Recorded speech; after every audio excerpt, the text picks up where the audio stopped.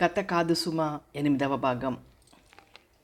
ఆనందరావు కాలేజీలో మంచి పేరు తెచ్చుకున్నాడు. అతను పాఠం చెప్పే విధానం పిల్లలకు నచ్చింది. ట్యూషన్లు కూడా చెప్పడం ప్రారంభించాడు. సంపాదన బాగుంది. సంపంగి గర్భం దాల్చింది. ఆనందరావు ఖాళీ సమయంలో భార్యకు సహాయం చేస్తున్నాడు. ఆమె ఎంత వాదించినా వినడం లేదు. పోనీ వంట మనిషిని ఏర్పాటు చేయమంటావా? వద్దండి, నాకు ఓపిక ఉన్నంత వరకు వంట చేస్తాను. ఇంటి పనులకు కాంతమ్మ ఉండనే ఉందిగా. రాణిగారి మాటను కాదనగలనా?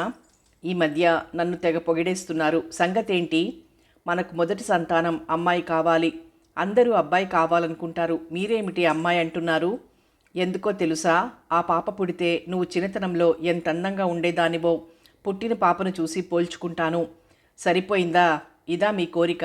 మీ అమాయకత్వాన్ని చూసినప్పుడు మీ బుగ్గ కొరకాలనిపిస్తుంది. నేను పేరు కూడా ఆలోచించాను. నీ పేరు సంపంగి. నీకు పుట్టే పాప పేరు గులాబీ. అందరూ దివి నుంచి భువికి దిగి వచ్చిన దేవకన్యనా అంటారు. సైన్స్ మాస్టర్కు కవిత్వం కూడా వస్తుందే. నీ అందాన్ని చూసి వర్ణించాలనిపించింది. అయితే ఆలస్యం ఎందుకు? కానివ్వండి. సమీపంలో నిల్చుని చూస్తూ వర్ణించుతాను. అబ్బా, ఆశ. కొత్తగా చూస్తున్నారేమిటి? కవిత్వం చెప్పాలంటే వచ్చి ఇలా తొడపైన కూర్చో. స్పర్శజ్ఞానం కలిగి ధారాళంగా కవిత్వం వస్తుంది. ఆమె అతని తొడపైన కూర్చుంది. ఆమె చుబుకం పట్టుకొని కళ్ళల్లోకి చూస్తూ, నీ కనులు కాంతి బాలుజారి, నీ బుగ్గలు నిగారింపు అని ముద్దాడాడు. నీ లేతని ఎర్రని పెదాలు అమృతంతో నిండున్నాయి అని పెదాలను నాలుకతో తాకి ఎంత తీయనో అన్నాడు. ఆమె గబాల కిందికి దిగి వర్ణిస్తూ ఎంతవరకో తెలియంది కాదు. ఆమె వెళ్తుంటే వయ్యారపు నడకలోని లయ విన్యాసం తదేక దృష్టితో చూడసాగాడు. సంపంగి పకపక నవ్వి, నాకు వెనక చూపు కూడా ఉంది. కవ్వించితే నేను ఊరుకొని తెలుసా? ఈరోజు రాకుమారుడు గుర్రంపై వచ్చి అమాంతంగా నిన్ను ఎత్తుకొని పోగలడు. ఈరోజు పని మనిషి కాంతమ్మ రాలేదేమిటని పెరట్లోకి వెళ్ళింది. దొండపాదు కింద చేరి దొండకాయలు కోసి వడిలో వేసుకుంటోంది. నువ్వింకా రాలేదేమిటని అనుకుంటున్నాను. వచ్చి 10 నిమిషాలైంది. లేతగా ఉన్నాయి కాయలు. మీ వంటకు పనికొస్తాయని తెంపుతున్నాను. ఇల్లూడ్చు కాంతమ్మ, ఊడ్చి తుడు. అంట్లు తోమిన తర్వాత దొండకాయలు తెంపుదు గాని. ఈవేళ ఆదివారం కదా, అయ్యగారు ఇంట్లోనే ఉంటారు. అంతలో కాలింగ్ బెల్ మోగింది. ఆనందరావు తలుపు తెరిచాడు. అపరిచిత వ్యక్తిని చూసి మీరు సందేహంగా ఆగిపోయాడు. నేను మీ నాన్నగారి స్నేహితుడిని. నా పేరు కాంతారావు. రండి, లోపలికి ఆహ్వానించాడు. అతను సోఫాలో ఆసీనులయ్యాడు. సంపంగి మంచినీళ్ళ గ్లాస్తో వచ్చింది. అతను గ్లాస్ అందుకొని మంచినీళ్లు తాగి థ్యాంక్స్ అమ్మా అన్నాడు. నాన్నగారు ఎలా ఉన్నారు? ఆ సంగతి మీకు తెలపాలనొచ్చాను. మీకు తెలుసో తెలియదో, ఆయన రెండో భార్య యాత్రలకు వెళ్ళి కేదార్నాథ్లో గంగ పొంగి చాలామంది కొట్టుకొని పోయారు. ఎంత వెతికినా ఆమె శరీరం దొరకలేదు. సీతాపతి పెళ్లి చేసుకున్నాడు. ఆ అమ్మాయిది అదో విచిత్రం. వంట రాదు, ఇంటి పనులు రావు. కేవలం టీవీ ముందు కూర్చుని సీరియల్స్ మాత్రం చూస్తుంది. సీతాపతి చదువు మానేసి కిరాణా షాప్ తెరిచాడు. ఇంటిలో వంట మనిషి పని మానేసి వెళ్ళిపోయింది. మీ నాన్న సంగతి తెలిసే ఉంటుంది. భోజనం రుచిగా ఉండాలి. ప్రస్తుతం ఇంటిలో ఉన్న పని మనిషి వంట చేస్తుంది. తప్పదనుకుంటూ ఏదో కాస్త తిని లేచిపోతున్నాడు. భారీ శరీరం కాస్త తిండి లేక చిక్కిపోయాడు. అస్తమానం మిమ్మల్ని గుర్తు చేసుకుంటున్నాడు. మిమ్మల్ని దూరం చేసుకున్నందుకు తెగ విచారిస్తున్నాడు. మిమ్మల్ని చూడాలనుకుంటున్నాడు. మీరు ఒకసారి ఇంటికి వెళ్ళండి. మీరు ఆయన ఇంటి నుండి తరిమేశారని గతాన్ని మర్చిపోండి. నేను అలాంటివి మనసులో పెట్టుకోను. ఇవాళే వెళ్తాను. ఇక్కడికి తీసుకొస్తాను. ఆయన ఎన్నాళ్ళైనా ఉండొచ్చును. మంచిది బాబు, వస్తాను అని వెళ్ళిపోయాడు. ఆనందరావు ఆ వచ్చిన వ్యక్తి వచ్చిన కారణం వెల్లడించాడు. ఆలస్యం ఎందుకు? వెళ్ళి తీసుకురండి. సంపంగి భర్తను వేగిర పెట్టింది. దుస్తులు మార్చుకుని కారులో బయలుదేరాడు. రామాంతపురంలో ఉంది ఇల్లు. ఇంటిని సమీపించి కారు ఆపాడు. గేటు తీసుకుని వరండాలోకి వచ్చాడు. అడుగుల చప్పుడు విని అమృత యువతలకొచ్చింది. ఆనందరావు అందమైన విగ్రహాన్ని చూసింది కన్నార్పకుండా. నాన్న నిద్రపోతున్నారా? మీరు? నేను వారి పెద్దబ్బాయిని. లోపలికి రండి అంది. ఎంత బాగున్నాడు అనుకుంది మనసులో. గదిలో ఉన్నారు, వెళ్ళండి అంది. ఆనందరావు తలూపి గదిలోకి వెళ్ళాడు. నాన్న, మీ ఆరోగ్యం ఎలా ఉంది? పరామర్శించాడు. ఇలా వచ్చి కూర్చోరా, ఎన్నాళ్ళైంది నిన్ను చూడక. కళ్ళ నిండా నీరు. నా స్నేహితుడు నేను పడుతున్న బాధలు చెప్పి ఉంటాడు. అన్ని విషయాలు తెలిసాయి. మీరు వస్తారంటే మా ఇంటికి తీసుకెళ్తాను. మీకు ఎలాంటి కష్టం రాకుండా చూసుకుంటాను. మీ కోడలు చాలా మంచిది. మిమ్మల్ని తండ్రిలా భావించి మీకు సేవ చేయగలదు. మీరు టిఫిన్ తిన్నారో లేదో అని పెసరగారెలు, కొబ్బరి చట్నీ చేసింది. ఆకలిగా ఉండొచ్చు, తినండి అన్నాడు. అమృత అని పిలిచాడు. ఆమె గదిలోకొచ్చి నా పేరు మీకెలా తెలుసు అడిగింది. నాన్నగారి స్నేహితుడు చెప్పారు. గ్లాస్తో మంచినీళ్ళు తెస్తారా అడిగితే వెళ్ళి గ్లాస్తో మంచినీళ్లు తెచ్చింది. పెసరగారెలు చూసి నోరూరింది. మరో ప్లేట్లో కొన్ని గారెలు చట్నీ వేసి అమృతకిచ్చాడు. ఆ ప్లేట్ అందుకుని హాల్లోకి వెళ్ళింది. మీరు త్వరగా తినడం పూర్తి చేస్తే మన ఇంటికి వెళ్దాం. మీ చిన్నబ్బాయి నేను రావడం సహించకపోవచ్చును. ఆ మాట నిజమేరా? పుట్టిన 2 పిల్లలు దుష్టగ్రహాలు, డబ్బాస ఎక్కువ. నా సూట్ కేసు తెరిచి ఆ దండం పైన వేసిన బట్టలు పెట్టెలో పెట్టి తాళం వేసి నాకివ్వు. ఆనందరావు ఆయన సూట్ కేసు చేతికర్ర తీసుకొచ్చి హాల్లో పెట్టాడు. అమృత పెసరగారెలు తినడం పూర్తి చేసి ఇంత రుచిగా ఉన్న గారెలు ఏనాడు తినలేదు. అక్కకు నా నమస్కారాలు చెప్పండి. నేను నాన్నను మా ఇంటికి తీసుకెళ్తున్నాను. సీతాపతికి తెలియపరచండి. పాపం మామగారు ఒంటరితనం భరించలేకపోతున్నారు. భోజనం రుచిగా ఉంటేనే తింటారు. ఈ ఇంటిలో జరుగుతున్నవన్నీ తెలిసాయి. నాన్న ఒకప్పుడు రాజాలా బ్రతికారు, సంపాదించారు. కానీ ఏం లాభం? సుఖపడలేదు. మా అమ్మ పోవడంతో ఆయన జీవితం నిర్వీర్యమైంది. ఆయన అహంకారమే కొంత కారణమని కూడా చెప్పొచ్చు. తండ్రి గదిలోంచి రావడం గమనించి సీతాపతి ఎందుకు వెళ్ళనిచ్చావు నాన్నని అని కోపగించుకోవచ్చును. మామగారు కొడుకు దగ్గరకు వెళ్ళాలనుకుని వెళ్ళారని చెప్పండి. అవన్నీ మీరేమీ ఆలోచించకండి బావగారు. మామగారు ఈ ఇంట్లో ఉండలేరు. ఆయన మనసుకు శాంతి కలగాలి. కారు డోర్ తెరిచి తండ్రి కారులో కూర్చున్నాక తలుపేశాడు. డిక్కీలో ఆయన సూట్ కేసు ఆదమ్మ పెట్టి మూత వేసింది. డ్రైవింగ్ సీట్లో కూర్చుని అమృత వంక చూసి తలూపాడు. ఆమె నమస్కరించింది. ఆదమ్మ గేటు మూసి పెద్దబాబు చాలా మంచాడమ్మా. ఆ చామంతి ఈ బాబు మోజుపడి పెళ్లి చేసుకోమని ఒకటే గోల. ఆ బాబు ఎప్పుడు చదువు తప్ప మరొక ధ్యాస ఉండకపోయేది.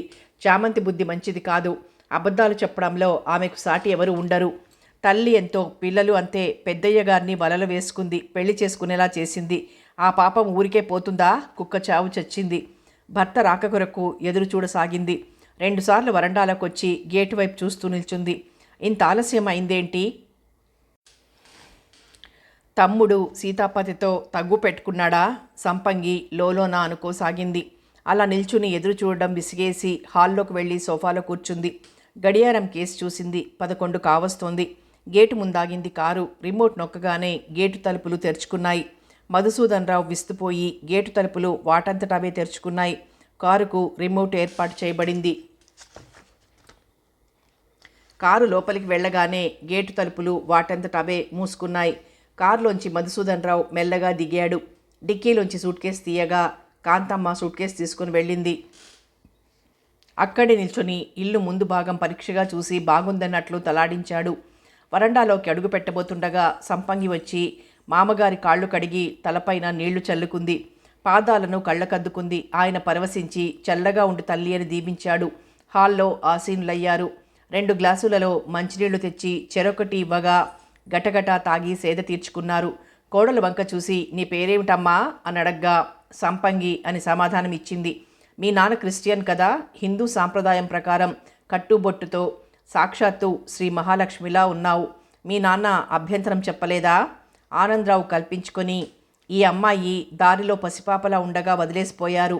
ఆయన జాలిపడి ఇంటికి తెచ్చి పెంచి పోషించాడు. ఆయన క్రిస్టియన్గా తన మతాన్ని అభిమానించిన ఇతర మతాలను గౌరవిస్తాడు. దొరికిన ఆ పసిపాప ఏ మతానికి చెందినదో తెలియనప్పుడు తన మతంలోకి చేర్చడం భావ్యం కాదనుకున్నాడు. ఆమెను హిందువుగా భావించాడు.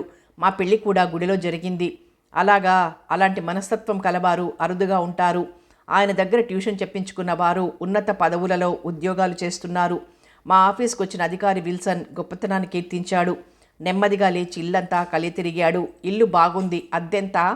నా స్నేహితుడు ఇల్లు కట్టిన నెల లోపల ఆఫీస్ వారు అతని కుటుంబంతో సహా 6 ఏళ్ల పాటు లండన్లో అక్కడ బ్రాంచీలో ఉద్యోగం చేయాలని పంపారు. నమ్మకస్తుడని అతన్ని పంపడానికి ఎన్నుకున్నారు. ఇల్లు తనకు అనుకూలంగా కట్టించుకున్నాడు. అతనితో పాటు కుటుంబానికి కూడా అనుమతి లభించింది. ఈ ఇంటిలో తనను ఉండమని, జాగ్రత్తగా కాపాడమని, ఇంటి బాధ్యత, కారు బాధ్యత నాకు అప్పగించి వెళ్ళాడు. వరుసగా 3 పడక గదులున్నాయి. మేము చివరి గదిలో మా పడక గది. మీకు మొదటి గదిలో మీకు పడక గదిగా కేటాయించాం. విశాలంగా ఉండటమే కాకుండా గాలి ధారాళంగా వస్తుంది. 2 సోఫాలు వేయించాను. మీ వస్తువులు దాచుకోవడానికి బీరువా ఉంది. తాళం వేసి చెవి మీ దగ్గర ఉంచుకోవచ్చు. మీకు తోచినప్పుడు పుస్తకాలున్నాయి. కాలక్షేపానికి టీవీ ఉంది. రండి మీ గది చూపిస్తాను అని వెంటబెట్టుకుని ముందు గదిలోకి తీసుకుని వెళ్ళాడు. ఆ గదిని చూసి చాలా బాగుందిరా, నేను వస్తానో లేదో తెలియదు కదా, గదిని ఎవరు అలంకరించారు? ఇంకెవరు? మీ కోడలు మామగారిని చూసి రావడం కాదు, వెంట తీసుకుని రమ్మని చెప్పింది. సంపంగి బుద్ధిగల అమ్మాయి, మంచి తెలివితేటలున్నాయి. ఆ తల్లిదండ్రులు ఎవరో దురదృష్టవంతులు. సంపంగి గదిలోకొచ్చి, మామగారు మీరు ఎన్ని గంటలకు భోజనం చేస్తారు? సంపంగి, నాన్న భోజన ప్రియుడు, నీ పాకశాస్త్ర ప్రావీణ్యం అంతా చూపించాలి. అమ్మాయిని ఎందుకురా బెదరగొడుతున్నావు? నీ చేతి వంట రుచి చూపించావుగా. పెసరగారెలు, కొబ్బరి చట్నీ అమోఘంగా ఉంది. ఇవాళ పేపర్ చూస్తూ ఉండండి. ఇప్పుడు 1 గంట అయింది. ఓ గంట సేపు విశ్రాంతి తీసుకోదలుచుకుంటే ఏసీ వేస్తాను, కాసేపు నిద్రపోండి. ఏసీ ఆన్ చేసి తలుపులు మూసి తన గదిలోకి వెళ్ళి పక్కపైన ఒరిగాడు. సీతాపతి షాపు మూసి మధ్యాహ్న భోజనానికి ఇంటికొచ్చాడు. అమృత టీవీ చూస్తూ పెసరగారెలు కరకరా నములుతోంది. ఆమెను సమీపించి ప్లేట్లో ఉన్న పెసరగారెల్ని చూసి, ఇవెక్కడివి అడిగాడు. పుణ్యాత్ములిచ్చారు, రుచి చూడండి అంది. 2 గారెలు కొబ్బరి చట్నీతో తింటూ, భలే రుచిగా ఉన్నాయి, నువ్వు వండావా అనుకున్నాను. నా మొహానికి ఇంత బాగా చేయడం వస్తుందా? నాకు వంట చేయడం వచ్చుంటే మీ అందరినీ ఓ ఆట ఆడించకపోదును. ఎక్కడివో చెప్పరాదా? మరొక గారె తీసుకున్నాడు. మీ అన్నయ్య ఆనందరావు కారులో వచ్చాడు. సీతాపతి చేతిలోని గారె విసిరేసి, ఎందుకొచ్చాడు? ఎందుకు ఇంట్లోనికి రానిచ్చారు? నాకు ఫోన్ చేసి నువ్వెందుకు చెప్పలేదు? నాన్నతో ఏం మాట్లాడినాడు?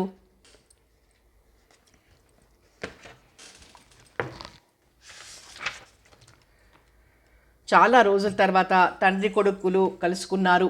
వారేం మాట్లాడినా మాటలు ఏమీ అవసరం? నా సీరియల్ మానేసి వెళ్ళి వినాలా? ఎందుకు వచ్చావని అడిగితే ఏమని చెప్పాలి?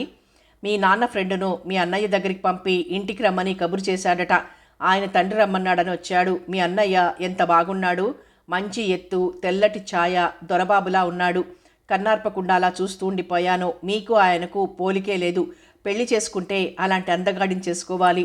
సీతాపతి గదిలోకి వెళ్ళి తండ్రి లేకపోవడంతో కంగారుగా, నాన్నెక్కడా? ఇంకెక్కడి నాన్న? మీ ఇంటికి తీసుకెళ్ళమని అడిగాడు. మీ అన్న సరే అన్నాడు. వెళ్తూ సీతాపతికి చెప్పమని మీ అన్న నాతో అన్నాడు. ఆయన నాన్నని తీసుకుని వెళ్తుంటే, వారు వచ్చాక చెప్పి తీసుకుని వెళ్ళండి అని అన్నాను కదా. ఎందుకు అనాలి? నువ్వు ఎవరు వద్దని చెప్పడానికి? అంటే నేను నోరు మూసుకోవాలి. అయినా మీరేమిటండి, అతను కూడా కొడుకే కదా. తండ్రికి చూడాలనిపించింది, వెంట వెళ్ళాడు, తప్పేముంది? నీకసలు తలలో మెదడు లేదు, మట్టుంది. మా అన్న తక్కువ వేయడం కాదు, తండ్రిని తీయని మాటలతో లోబర్చుకుని మహేంద్ర హిల్స్లోని 2 అంతస్తుల భవనాన్ని తన పేరున రిజిస్టర్ చేయించుకుంటాడు. చేసుకొనివ్వండి. ఈ ఇల్లు మీ పేర ఉంది కదా.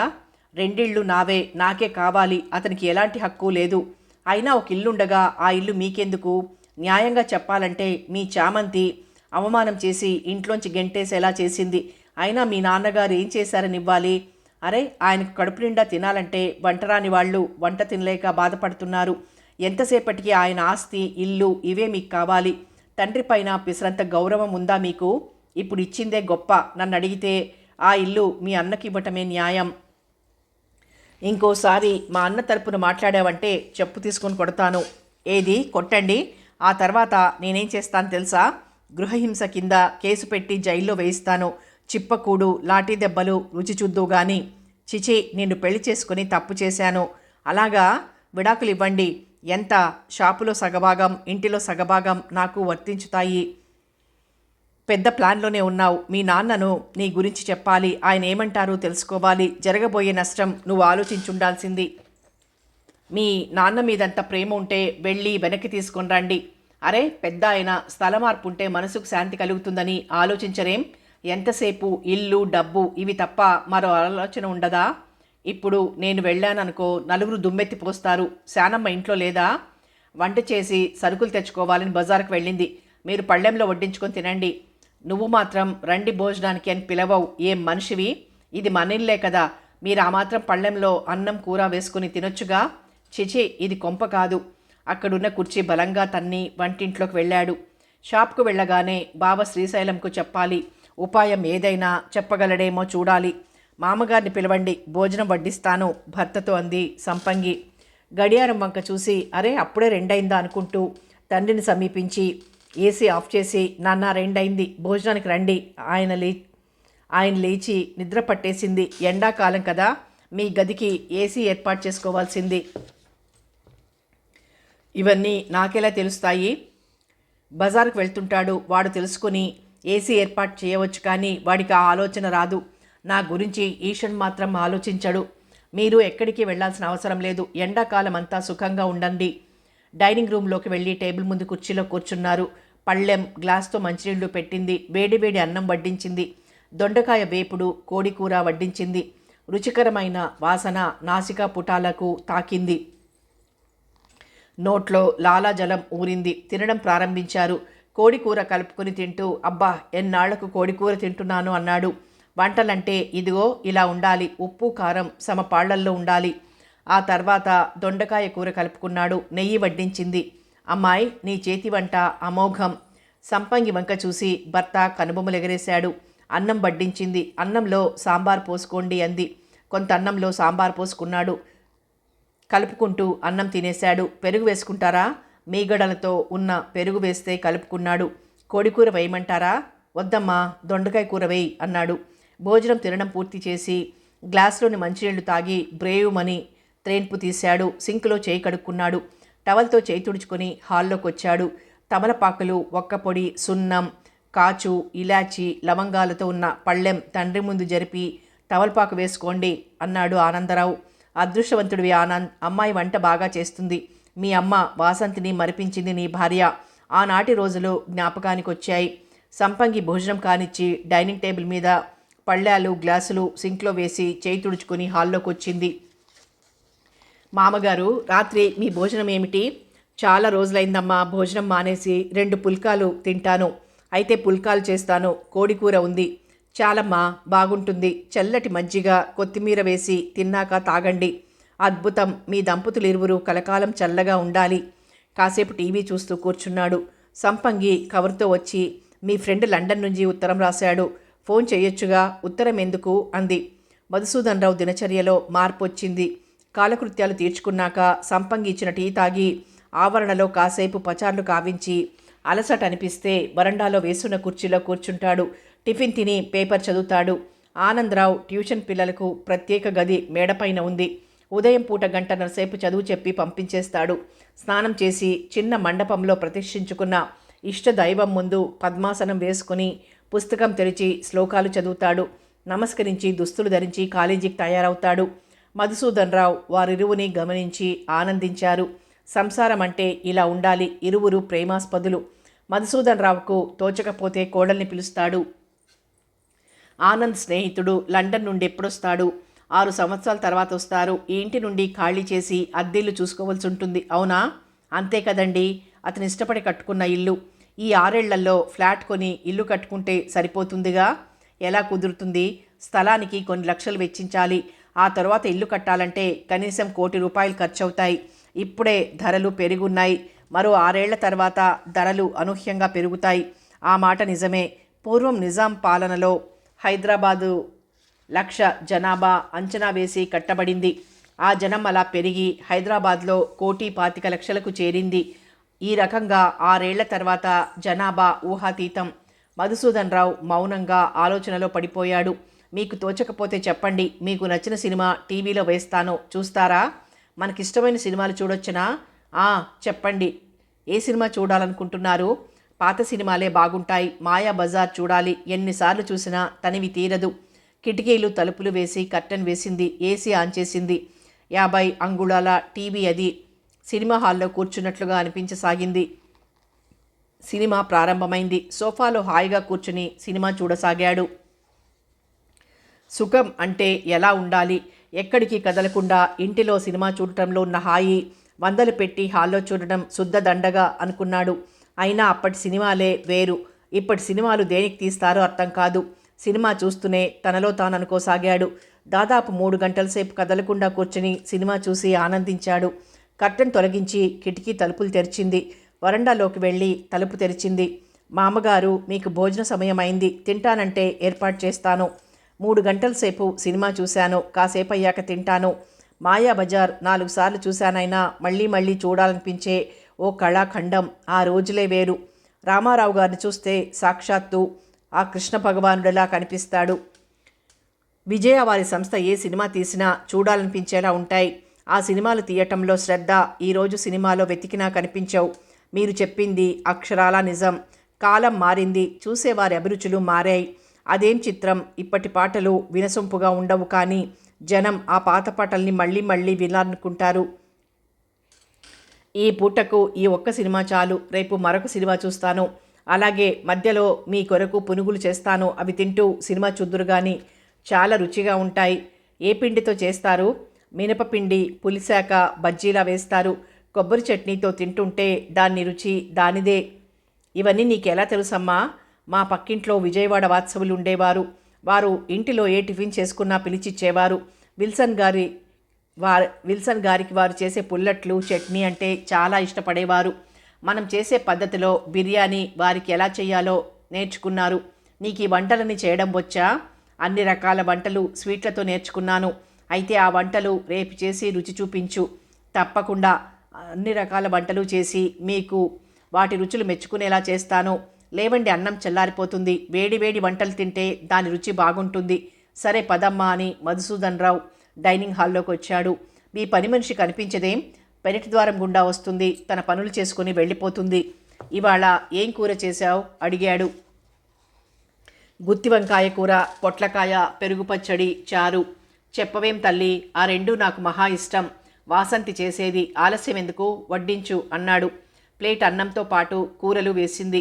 అన్నం పైన నెయ్యి వేసి కానివ్వండి మామగారు అంది. ఆయన గుత్తి వంకాయ కూర అన్నంలోకి కలుపుకొని తింటూ, అమోఘం, నీది అమృత హస్తం, ఇంత రుచిగా ఎవరూ చేయలేరు, నీకు నువ్వే సాటి అన్నాడు. ఆ తర్వాత పెరుగు పచ్చడితో అన్నం తిన్నాడు. చిన్న గ్లాసులో ఈ చారు పోసివ్వు అన్నాడు. ఆమె ఇవ్వగా చారు తాగుతూ లొట్టలేశాడు. అన్నంలో కలుపుకోరా అని అడిగితే, ఇలా చారు తాగటం నాకిష్టం. పెరుగన్నం కలుపుకొని గుత్తి వంకాయ నంచుకుంటూ భోజనం పూర్తి చేశాడు. అన్నదాత సుఖీభవ అంటూ లేచి సింక్లో చేయి కడుక్కున్నాడు. నువ్వు భోజనం చేయి తల్లి, నేను వెళ్ళి విశ్రాంతి తీసుకుంటానంటూ గదిలోకి నడిచాడు. కళ్ళు మూసుకుని ఆలోచనలో పడ్డాడు. ఆనంద్ పుట్టినప్పటి నుంచి వాడిని ప్రేమగా దగ్గరకు తీసుకోలేదు. తనంటే భయంతో ఎదురుపడేవాడు కాదు. తల్లి దగ్గర చనువు ఎక్కువ.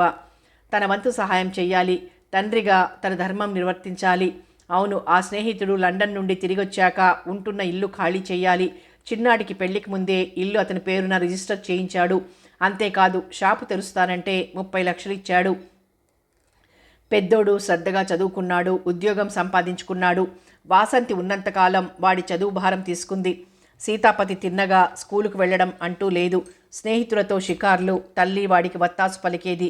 గురుకులంలో వేస్తే చదువుతాడని ఆశిస్తే పారిపోయొచ్చాడు. ఆ శ్రీశైలం గాడు వెంట తిప్పుకొని పాడుబుద్ధులు నేర్పాడు. ఎవరి కర్మకు ఎవరు బాధ్యులు? వాటి గురించి ఆలోచించడం అనవసరం. ప్రస్తుతం తన కర్తవ్యం ఒకటే, ఆనంద్కు తన వంతు సహాయం చెయ్యాలి. తాను ఎక్కడికి వచ్చి 15 రోజులవుతుంది. భార్యాభర్తలిద్దరూ శ్రద్ధగా సేవ చేస్తున్నారు, గౌరవిస్తున్నారు. క్రమంగా నిద్రలోకి జారుకున్నాడు. సీతాపతికి తండ్రి వెళ్ళినప్పుడు నుంచి రాత్రింబవళ్ళు ఒకటే ఆలోచన. పెద్దాడి మీద ప్రేమతో మహేంద్ర హిల్స్లోని ఇల్లు రాసిస్తాడని భయం వెంటాడసాగింది. ఫోన్ చేస్తే స్విచ్ ఆఫ్ అనుస్తుంది. తనతో మాట్లాడటం ఇష్టం లేదనిపిస్తుంది. శ్రీశైలం బావతో తనలోని ఆందోళన వెలిబుచ్చాడు.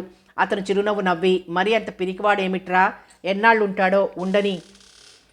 మీ నాన్నను తక్కువ అంచనా వెయ్యమాకు. ఆ ఇల్లు రిజిస్టర్ చేయమని అడిగితే ఇవ్వనన్నాడు. మీ అన్నకు ఇదే సమాధానం ఇవ్వటం జరుగుతుంది. నీకు ఇల్లుండగా మరో ఇల్లెందుకు? అంతగా అయితే మీ నాన్నతో ఆ ఇల్లు చామంతి పేరు మీద చేయమని అడుగు, సబబుగా ఉంటుంది. సీతాపతి గుండెల్లో రాయి పడింది. ఏదో సహాయం చేస్తాడని ఆశిస్తే ఇంటికి ఎసరు పెడుతున్నాడు. ఆయన మనసులో ఎవరికి ఇవ్వాలనుందో ఎలా తెలుసుకోవడం? కంగారు పడకు, ఆ ఇంటి దరిదాపుల్లో నాకు తెలిసిన స్నేహితుడున్నాడు. అతన్ని ఓ కంట కనిపెట్టమని అడుగుతాను. నేను ఫోన్ చేసి అతనికి కబురు చేస్తాను. నాది భరోసా, సరేనా? అయిష్టంగానే తలూపాడు సీతాపతి. అరే సీతాపతి, నువ్వెంత పిసినారి వెదవా, ఎప్పుడయ్యావురా? అమృత నిన్ను పూర్తిగా మార్చేసింది. నాకు ఇవ్వాల్సిన డబ్బడిగితే వాయిదాలు వేస్తున్నావు. నీకు అవసరం పడితే నా సహాయం అడుగుతావు. ఇంటి అల్లుండని కాస్త గౌరవం కూడా లేకపోయే. ఇస్తాన్లే బావా, షాపు పరిస్థితి బొత్తిగా బాగోలేదు. పిల్లనిచ్చిన మామ అవసరమని 50,000 తీసుకున్నాడు. అడిగితే ఇదిగో అదిగో అని దాటవేస్తున్నాడు. తన తొందరపాటు వలన ఆ ఇంటి మీద ఆశ వదులుకోవాల్సి వచ్చేలా ఉంది. మహేంద్ర హిల్స్లోని ఇల్లు కోసం సహాయం అడిగితే చామంతికి ఇవ్వడం న్యాయమని అన్నాడు. మనసులో ఆ ఆలోచన కలిగిందంటే చాప కింద నీరులా ఉపాయం ఆలోచించి ఆ ఇంటిని చామంతి పేరు మీద రిజిస్టర్ చేయించగలరు నక్కజిత్తుల వెధవ. ఎన్నిసార్లు అడిగినప్పుడల్లా డబ్బిచ్చానో, పాత బాకీ అంటాడు. డబ్బు ఇవ్వనన్నట్లు నిందిస్తాడు. అతని సహాయం కోరకూడదు. తండ్రి ఎన్నాళ్ళుంటాడో ఉండనివ్వని. శ్రీశైలం అడగకుండా ఉంటాడు. మీ నాన్న ఎప్పుడొస్తున్నాడు? ఫోన్ చేసి అడగకపోయావా? అడగలేదు బావా, ఫోన్ ఎత్తడం లేదు. నేను అడగదలుచుకోలేదు, ఆయన ఇష్టం. ఒరే సీతాపతి, నిన్ను తక్కువ అంచనా వేయలేదురా. ఆ ఇల్లు చామంతి పేరు మీద రిజిస్టర్ చేయమని అడిగినందుకు రూట్ మార్చాడు. ఆనందరావు సాయంత్రం 5 గంటలకు ఇంటికి చేరుకున్నాడు. కారు గ్యారేజ్లో పెట్టి తలుపులు మూశాడు రిమోట్ సహాయంతో. తండ్రిని పలకరించి దుస్తులు మార్చుకుని స్నానం చేసి ఈవలకొచ్చాడు. 2 ప్లేట్లలో పునుగులు, కొబ్బరి చట్నీ తెచ్చి ఇరువురికి చెరొక ప్లేటు అందించింది. ఓహో, పునుగులు అన్నాడు ఆనందరావు. మామగారికి రుచి చూపించాలని చేశాను. మరి నువ్వు కూడా ప్లేట్ తెచ్చుకోకపోయావా? మీరు కానివ్వండి అంది. ఇరువురు తినడం ముగించి 2 ఖాళీ ప్లేట్లు తీసుకుని ఆనందరావు వెళ్ళాడు. అయ్యో, మీరెందుకు తెచ్చారు? నేను వస్తున్నాను కదా. పర్వాలేదులేవోయ్, ఈ కాస్త పనికి నేనేం కరిగిపోను. వాళ్ల సంభాషణని విన్న మధుసూదన్ రావు భార్యాభర్తలంటే అలా ఉండాలని చిన్న కొడుకు తీరు పోల్చుకుని నిట్టూర్చాడు. పునుగులు బాగున్నాయా? సంపంగి టీ కప్ ఇస్తూ అడిగింది. రుచిగా ఉన్నాయని జవాబు ఇచ్చి టీ కప్ అందుకున్నాడు. సాయంత్రం ట్యూషన్ కొరకు పిల్లలొచ్చారు. వాళ్లను పైకి వెళ్ళి కూర్చోమని ఆదేశించాడు. సంపంగి పిల్లల కొరకు నోట్స్ తయారు చేశాను, వాటి కాపీలు తీయించమని నీకు చెప్పాను, తీయించావా? మీరు హడావిడిగా వెళ్ళిపోయారు కాలేజీకి. టీపాయ్ మీద ఉన్న నోట్స్ను చూసి కాపీలు అవసరం ఉంటాయని ఈ వీధి చివర ఉన్న జిరాక్స్ షాపుకు వెళ్ళి 20 కాపీలు తీయించాను. అవును, గుర్తులేదు, మరిచాను. అయినా నువ్వు జమ్ కదా, నా మనసులోని మాట నీకు తెలిసిపోతుంది. మధుసూదన్ రావు వాళ్ళ సంభాషణ ఆలకించినప్పుడల్లా విస్తుపోతూ ఉంటాడు. దంపతులంటే ఇలా ఉండాలని మెచ్చుకుంటాడు. అన్యోన్య దాంపత్యం ఇలాగే కొనసాగాలి అనుకుంటున్నాడు మనసులో. దాదాపు వచ్చి నెలవుతోంది. రోజులెంత వేగంగా గడిచిపోతున్నాయి. సుఖం అంటే ఇలాగే ఉండాలి అనుకున్నాడు. ఆనందరావు తండ్రి పక్కకొచ్చి కూర్చున్నాడు. అస్తమానం ఆలోచిస్తూ ఉంటారు. ఇక్కడుండటం ఇబ్బందిగా ఉందా? చచ, లేదురా, చాలా హాయిగా ఉన్నాను. నేనొచ్చి నెల దాటింది. రోజులు ఇట్టే గడిచిపోయినట్లు అనిపిస్తుంది. అలాంటప్పుడు ఎందుకు ఆలోచిస్తున్నారు? గతంలో నేను చేసిన తప్పిదాలు జ్ఞాపకానికి వస్తే మనసంతా అదోలా ఉంటుంది. మీరు ప్రస్తుతం కొనసాగిస్తున్న జీవితం లాంటిది నేనెందుకు అనుభవించలేకపోయాను? నాలోని చపలత్వం, అహంకారం, శారీరక సుఖం కోసం దేవులాట, అందమైన భార్య ఉండగా శారీరక వ్యామోహం, ఆ చెడు గుణాలు ఎందుకు అలవాటైనాయి? సావాస దోషం. ఉద్యోగంలో ఉండగా అక్రమ సంపాదన, చెడు మార్గాలకు దారితీశాయి. మీ అమ్మను ఆప్యాయంగా పలకరించిన పాపాన పోలేదు. ఒకనాడు కూడా నన్ను వేలెత్తి చూపలేదు. ఆఫీస్ పని మీద 2 సార్లు వెళ్ళాను. ఈశ్వరితో పరిచయం. ఆమెతో సుఖాన్ని ఆశించి తరచూ ఏదో వంకతో వరంగల్ వెళ్ళాను. ఆమె భర్త కరోనా వచ్చి మరణించాడు. సంతానం నా వలన కలిగారు. ఆమె కంఠంలో 3 ముళ్ళు వేసేదాకా వెంటపడింది. పిల్లల్ని క్రమశిక్షణలో పెంచలేదు. చూస్తున్నావుగా వారి జీవితాలు ఏ రకంగా ఉన్నాయో. కోడల్ని పెళ్లి చేసుకుని ఏం సుఖపడుతున్నాడు? ఒక్క పని రాదు. చామంతి మేనమామ మోజులో పడి జీవితం చేతులారా పాడు చేసుకుంది. మీరు నిశ్చింతగా ఉండగలుగుతున్నారు, నేనెందుకు ఉండలేకపోయాను? నాన్న గతాన్ని తవ్వుకొని విచారించడం అవసరమా? వయసు మీద పడింది. అవన్నీ మర్చిపోయి హాయిగా కొనసాగించడానికి ప్రయత్నించండి. తండ్రి తన గత జీవితాన్ని గుర్తు చేసుకొని బాధపడుతూ ఉంటే అక్కడ సీతాపతి మానసికంగా ఆలోచనలలో షాప్లో కూర్చున్నాడు. కానీ అడిగిన వస్తువులు మరొకటి ఇవ్వడం, లేదా మరొకరికి ఇవ్వడం, లేదా డబ్బులు తీసుకోకపోవడం, మర్చిపోవడం. అతని వ్యవహారం అమృతకు అర్థం కాక షాప్కు రోజు రావడం కొనసాగించింది. ధైర్యం నూరిపోసి అతన్ని సక్రమ దారిలోకి తేవడానికి ప్రయత్నించింది. సీతాపతి భార్య హితబోధలకు క్రమంగా ఆలోచనలు మానేసి షాపును తిన్నగా నడపసాగాడు. రోజులు గడిచిపోతున్నాయి. 3 పూటలా కడుపు ఇంత రుచిగల భోజనం, టిఫిన్లు తింటూ చీకు చింతాలేని జీవితం గడుపుతుంటే ఒంట్లోని నీరసం తగ్గిపోయి మొహం తేటగా తయారైంది. ఆ రోజు ఆదివారం. లండన్ నుండి సతీష్ ఫోన్ చేశాడు. స్నేహితుడితో చాలాసేపు ముచ్చటించాడు. నాకు తెలుసురా, నువ్వెందుకు ఫోన్ చేశావో గ్రహించగలను. మీ ఇంటిని ఎలా అప్పగించావో నువ్వు వచ్చాక నీకు చెక్కు చెదరకుండా అప్పగించగలను.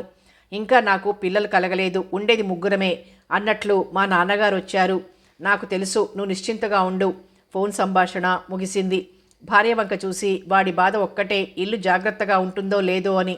ఎంత స్నేహమున్నా వాడికి నమ్మకం తక్కువ. ఆ మాట వినగానే మధుసూదన్ రావు మదిలో ఓ ఆలోచన తట్టింది. తనకి 2 కొడుకులు, సమానంగా చూడాలి, పక్షపాతం ఉండకూడదు. సీతాపతికి ఏనాడో ప్రస్తుతం ఉన్న ఇంటిని వాడి పేరుతో రిజిస్టర్ చేశాడు. ఆనంద్ ఏం పాపం చేశాడు? వాడికి అన్యాయం జరగకూడదు.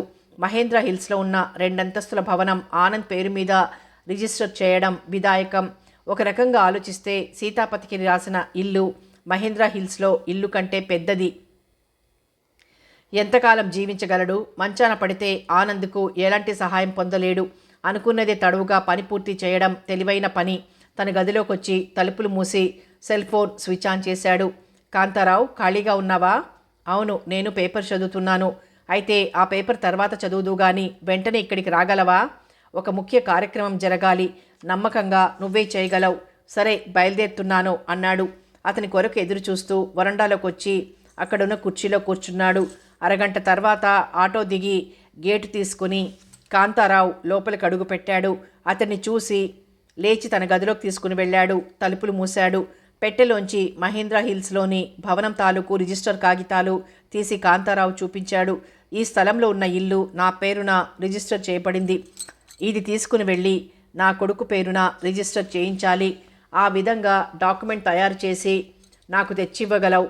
డబ్బెంత కావాలో అడుగు, ఇస్తాను. ఆ ఖర్చుల విషయం పని పూర్తయ్యాక తెలియపరుస్తాను. ముందుగా నీ పేరుతో స్టాంప్ పేపర్ కొని నాకు తెలిసిన డ్రాఫ్ట్మెన్తో టైప్ చేయిస్తాను. అంతేకాదు, ఆ ఇల్లు తన కష్టార్జితం.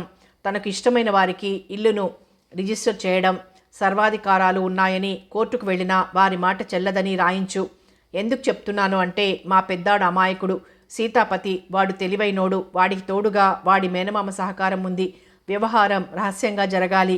ఆ కాగితాలు పూర్తి చేసి తెచ్చివ్వు. మా వాడిని తీసుకుని రిజిస్టర్ ఆఫీస్కి వెళ్తాను. అన్నట్లు నువ్వు ఆ సమయానికి అక్కడికి రాగలవు. నువ్వు ఎరుగున్న మనిషిని తీసుకుని రా. సాక్షి సంతకాలు చేయాల్సి ఉంటుంది. నువ్వు చెప్పిన విధంగా ఆ పేపర్లు తయారు చేసి తీసుకొస్తాను. మాటల్లో పడి అడగడం మర్చాను. నీ ఆరోగ్యం ఎలా ఉంది? నిన్ను చూస్తే అర్థమవుతుంది. ఈ నెల రోజులలో నీలో చాలా మార్పు కనబడుతుంది. రిటైర్మెంట్కు పూర్వం ఎలా ఉన్నావో అలా ఉన్నావు. ఆ సమయంలో నువ్వు అన్నది నిజమే. నాలోని మార్పుకు కారణం నా కొడుకు కోడలు ఎలాంటి బాధ కలగకుండా నన్ను చంటి పిల్లాడిని చూసినట్లు సేవలు చేస్తున్నారు. రుచికరంగా భోజనం, టిఫిను ఏది కోరినా క్షణాల్లో ఏర్పాటు చేస్తున్నారు. సుఖపడే యోగం వచ్చిందనుకో. నీ శేష జీవితం సుఖంగా కలిసిపోవాలని కోరుకుంటున్నాను. థ్యాంక్స్ రా, నిజమైన స్నేహితుడివి. ఈ పనులైపోయాక మీ ఇంటికి వస్తాను. చెల్లాయిని పిల్లల్ని చూడాలి. తప్పకుండా వద్దుగానిలే. మరీ నేనొస్తాను. జాగ్రత్తగా, ఎవరికీ తెలియకూడదు. రహస్యంగా జరిగిపోవాలి. మూడో కంటికి తెలియదు. నిశ్చింతగా ఉండు. బయలుదేరాడు. బరువేదో తొలగినట్లు మనసు తేలిక పడింది. 4 రోజుల తర్వాత కాంతారావు ఇంటికొచ్చాడు. చేతిలోని కవరు మధుసూదన్ రావుకి ఇచ్చాడు. కవరు తెరిచి డాక్యుమెంట్ కాగితాలు కూలంకషంగా చదివి సంతృప్తిగా తలూపాడు. ఆ కాగితాలపై సంతకాలు గావించాడు. కొడుకును పిలిచాడు. ఇవాళ కాలేజీకి సెలవు పెట్టమన్నాడు. దేనికో చెబుతాను. అమ్మాయి రెడీగా ఉందా అని అడిగాడు. గ్యారేజ్లోంచి కారును తీ. మన ముగ్గురం రిజిస్టర్ ఆఫీస్కి వెళ్ళాలి. కారణం అడిగితే చెప్పరేమిటి? ఒరేయ్ నాన్న, నీకు దాచాలనుకోవడం లేదు. మహేంద్ర హిల్స్లో 2 అంతస్తుల భవనం నీ పేరున రిజిస్ట్రేషన్ చేయాలనుకుంటున్నాను. ఇదిగో డాక్యుమెంట్స్ సిద్ధంగా ఉన్నాయి. తమ్ముడు ఆ ఇంటి కొరకు మిమ్మల్ని ఒత్తిడి చేస్తున్నాడు కదా. నా పేరు ఇల్లు రిజిస్టర్ చేస్తే గోల పెడతాడు. ఆస్తి నాది, నా కష్టార్జితం. నాకు తోచిన వారికి ఇచ్చుకునే అధికారం ఉంది. వాడికి ఇప్పుడు ఉంటున్న ఇల్లు చాలా రోజుల క్రితం వాడి పేరున రిజిస్టర్ చేయించాను. నా ఆస్తిలో ఎక్కువ భాగం వాడికే దక్కింది. నువ్వు ఇంకేం మాట్లాడకుండా బయలుదేరు. 2 కొడుకులకు న్యాయం చేయాలనుకుంటున్నాను. నిశ్చింతగా నా ప్రాణం పోవాలి. పక్షపాతం జరిగితే నా ఆత్మ శాంతించదు. నా మాటను నిరాకరిస్తే నేను ప్రాయోపదేశం చేసుకుంటాను. నాన్న, అలాంటి మాటలు మీ నోట పలకవద్దు. సరే, కానివ్వండి. మీ ఇష్టప్రకారమే జరగనివ్వండి. సంపంగి, పద వెళ్దాం.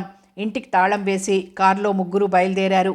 అక్కడి ఆఫీస్ చేరుకునేసరికి వీరి రాక కోసం ఎదురుచూస్తూ కాంతారావు, అతని స్నేహితుడు నిలబడున్నారు. అంతా రిజిస్టర్ దగ్గరికి వెళ్ళారు. మధుసూదన్ రావు తనను తాను పరిచయం చేసుకుని తన రాకకు కారణం వివరించాడు. మీరు బయటకు వెళ్ళి కూర్చోండి, నేను పిలుస్తాను అన్నాడు. తన అసిస్టెంట్ను పిలిచి ఈ 2 డాక్యుమెంట్లు పరిశీలించి సరిగ్గా ఉన్నాయో లేదో చెప్పండి. ఆయన తలూపి ఆ రెండింటినీ తీసుకుని తన సీట్లోకి వెళ్ళి కూర్చొని డాక్యుమెంట్లను చదివాడు. రిజిస్ట్రార్ గదిలోకి వెళ్ళి ఎలాంటి తప్పులు లేవు, సరిగ్గా ఉన్నాయి, రిజిస్టర్ చెయ్యొచ్చు అన్నాడు.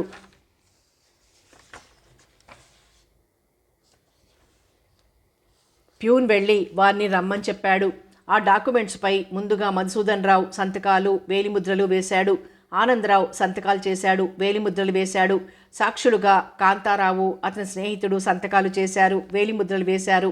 అదనంగా సంపంగి డాక్యుమెంట్స్ పేపర్లపై సంతకాలు చేసి ఎడం చేతి వేలిముద్రలు వేసింది. రిజిస్ట్రార్ సంతకం అయింది. 2 రోజుల తర్వాత డాక్యుమెంట్ తీసుకుని వెళ్ళొచ్చని చెప్పగా తిరుగుముఖం పట్టారు. సాక్షులుగా వచ్చిన వ్యక్తులు సెలవు తీసుకుని ఇళ్లకు బయలుదేరారు. ఆనందరావు డ్రైవింగ్ చేస్తున్నాడనే గాని ముఖంలో కళలేదు. తండ్రి గ్రహించాడు. దేనికిరా నువ్వు మదనపడేది? నాకు ఆ మాత్రం స్వతంత్రం లేదా? నేను చేసింది తప్ప? ఇంత పిరికివాడివి, పిల్లలకి చదివేలా చెబుతున్నావు. ఇంటికి చేరుకున్నాడు. సోఫాలో విశ్రాంతిగా కూర్చొని ఇంతకాలం ఎక్కడ నీకు అన్యాయం జరుగుతుందన్న దుగ్ధ పీడించింది. నా మనసు నిశ్చింతగా ఉంది. 2 రోజుల తర్వాత రిజిస్టర్ ఆఫీసుకు వెళ్ళి డాక్యుమెంట్లు తెచ్చుకో. నాన్న, నా మనసులోని మాట చెబుతున్నాను. ఆస్తి కొరకు నేనెన్నడూ ఆశించలేదు. కష్టపడి సంపాదించాలన్న అభిలాష ఉండేది. నాకు తెలుసురా నీ తత్వం, నీ అమాయకత్వం. నువ్వు అన్నీ మీ అమ్మ వాసంతి పోలికలు. సీతాపతికి అస్తమానం వాడి కళ్ళు ఆస్తి మీదనే ఉండేవి. నేనెప్పుడు చేస్తానా? ఆస్తి సొంతం చేసుకోవాలన్న ఆశ. మీ అమ్మ హఠాత్తుగా చనిపోవడం వెనక కుట్ర దాగుందని నా అనుమానం. ఇప్పుడు నా మనసును పీడిస్తోంది. అహంకారం నా కళ్ళు కప్పేశాయి. ఆ శ్రీశైలం కర్కోటకుడు, ఆ దుర్మార్గం వాడే చేసి ఉండాలనిపిస్తుంది. ఒంటరితనంలో నా ఆలోచనలు, గతం తాలూకు సంఘటనలపై ఆలోచనలు పీడిస్తున్నాయి. ఇప్పుడు చింతించి లాభమేమిటి? అప్పుడే తెలుసుకుని ఉండాల్సింది అని నాకు నేను సర్ది చెప్పుకుంటున్నాను. పిన్ని విషయం గురించి ఉత్తరాఖండ్ పోలీసులతో విచారించారా? కొట్టుకుని పోయిన శవాలు దొరకలేదని చెప్పారు. తమ్ముడు తల్లి కర్మకాండ నిర్వహించాడా? ఏమేడ్చాడు? డబ్బులు అడిగి తీసుకుని వెళ్ళాడు. తల గొరిగించుకుని వచ్చాడు. డబ్బులు సరిపోలేదని మరొక 2,000 నా దగ్గర వసూలు చేశాడు. సంపంగి కొంగు తుడుచుకుంటూ హాల్లోకి వచ్చి, పాత విషయాలు ఎందుకు తవ్వులాడుతున్నారు? మామగారి మనసు బాధపడాలనా? సారీ నాన్న, సంపంగి మాట నిజమే. గతం తవ్వుకుని లాభం లేదు. మీరు మనసు నిశ్చింత చేసుకుని గడిచిన కాలాన్ని గుర్తు చేసుకుని బాధపడకండి. 2 రోజుల తర్వాత ఆనంద్ పేరుతో రిజిస్టర్ అయిన కాగితాలు ఆఫీస్కి వెళ్ళి తెచ్చాడు. తండ్రికి చూపించి భద్రంగా దాచు అన్నాడు. నాన్న, ఆ ఇంటిలో 5 కుటుంబాలు నివసిస్తున్నాయి. ఇల్లు స్వాధీనం చేసుకోవాలంటే కనీసం 1 రోజులు నోటీస్ ఇవ్వాలి. మీ సలహా ఏమిటి? ముందు మన స్వాధీనంలోకి రావాలంటే ఆ కుటుంబాలను ఖాళీ చేయించాలి. సెలవు రోజు వెళ్ళి లాయర్ నోటీస్ ఇవ్వు. తమ్ముడికి తెలిస్తే ఊరుకోడు. రిజిస్ట్రేషన్ అయ్యాక వాడేం చేసినా చెల్లదు నిర్లక్ష్యంగా అన్నాడు. ఎల్లుండి ఆదివారం వెళ్ళి ఇల్లు చూసొద్దాం అన్నది సంపంగి. ఈలోగా లాయర్ ద్వారా నోటీసులు తయారు చేయించండి, లేదా నేను వెళ్ళి నాకు తెలిసిన లాయర్ ద్వారా నోటీసులు తీసుకొస్తాను. సరే, ఆ పని చేయి. నేను కాలేజీకి వెళ్తాను. మనతో పాటు మామగారిని తీసుకుని వెళ్దాం. అవును, ఆ కుటుంబాల వారు నాన్నకు తెలిసిన వారే కదా.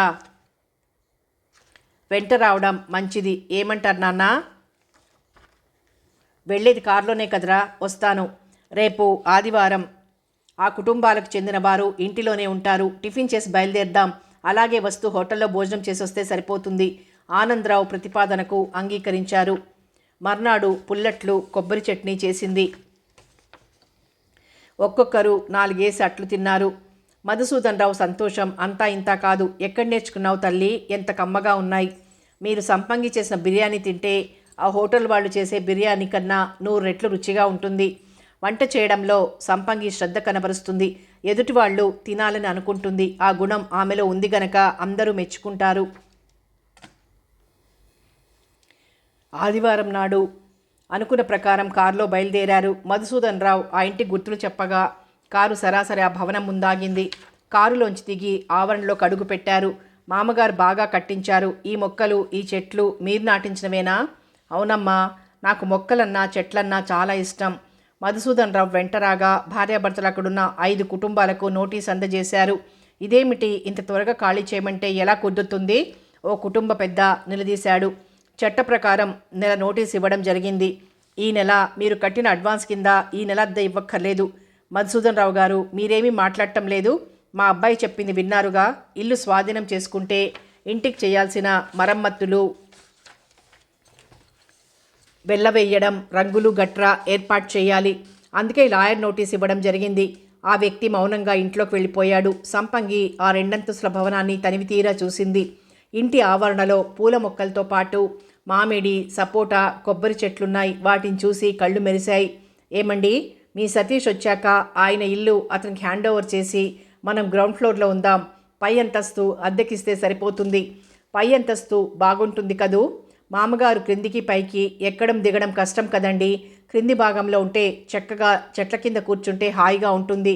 కారు గ్యారేజ్ కూడా ఉంది. ఆ సమయానికి మీరు లోన్ తీసుకుని కారు కొనుక్కోవచ్చును. మధుసూదన్ రావు తన ఆరోగ్యం గురించి దృష్టిలో పెట్టుకుని సంపంగి క్రింది భాగం ఇంటి గురించి ప్రస్తావించడం విని పరాయి పిల్లైన మనసు మంచిది అనుకున్నాడు. సీతాపతికి రిజిస్ట్రేషన్ వార్త చేరలేదు. శ్రీశైలం తనకు తెలిసిన వ్యక్తి ద్వారా ఏ విషయమైనా తెలుస్తుందని చెప్పడంతో నిశ్చింతగా ఉన్నాడు. కిరాణా షాప్కు సరుకుల కొరకు చుట్టుపక్కల నివసిస్తున్న జనం వచ్చి కొంటున్నారు. ఆదాయం పెరిగింది.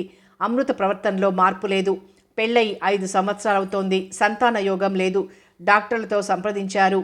అమృతకు గర్భసంచి చిన్నదిగా ఉందని, గర్భం రావడం కష్టమని చెప్పారు.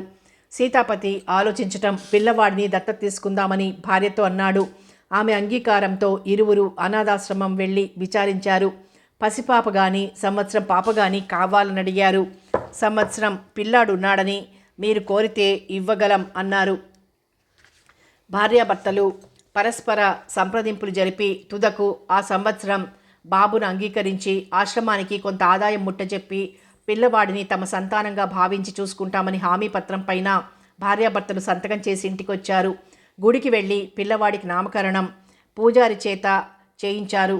గతించిన తల్లి పేరు కలిసేలా ఈశ్వర్ పేరుతో పిలవసాగారు. ఇల్లు ఖాళీ చేసిన వ్యక్తి ద్వారా మహేంద్ర హిల్స్లోని మధుసూదన్ రావు తన పెద్ద కుమారుడు పేర రిజిస్ట్రేషన్ చేయడం జరిగిందని, ఇంటిలో ఉన్న వాళ్లను ఖాళీ చేయాలని నోటీస్ ఇవ్వబడిందని చెప్పడంతో సీతాపతి గుండెల్లో రాయబడింది. పిల్లవాడు ఇంటికొచ్చిన వేళా విశేషం అచ్చిరాలేదు. విరక్తిగా అన్నాడు. అమృత భర్త పైన అంతెత్తులేచి, జాగ్రత్త, పిల్లవాడిని ఏమన్నా అన్నావంటే ఊరుకునేది లేదు.